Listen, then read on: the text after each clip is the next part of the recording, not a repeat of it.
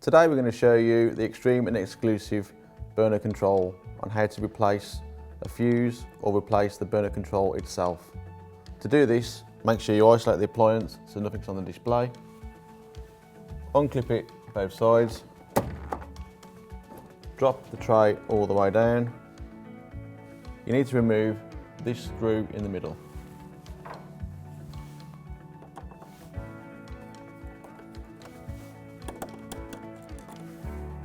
Make sure you don't lose that, put it on top of there.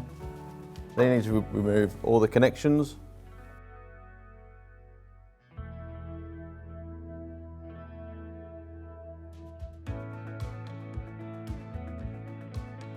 Then once you've unplugged all the connections, there's a clip either side of the black part of the tray.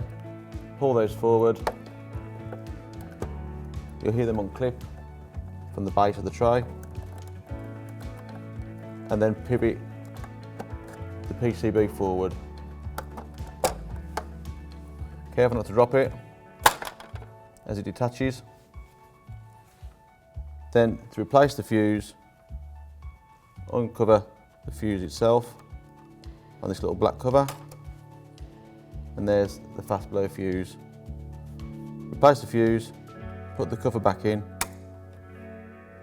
and then reconnect the board. Once reconnected, you can then put this back inside the boiler, locating it back there. If you've replaced the fuse or replaced the PCB, the Extreme and Exclusive has got a built-in memory chip to download all the parameters back to the board.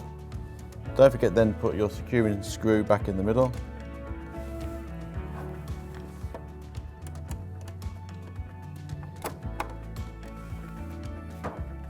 Replace the PCB back in place, clip it back in, turn the power back on, and that is how you would change a PCB or replace the fuse on an Extreme or Exclusive boiler.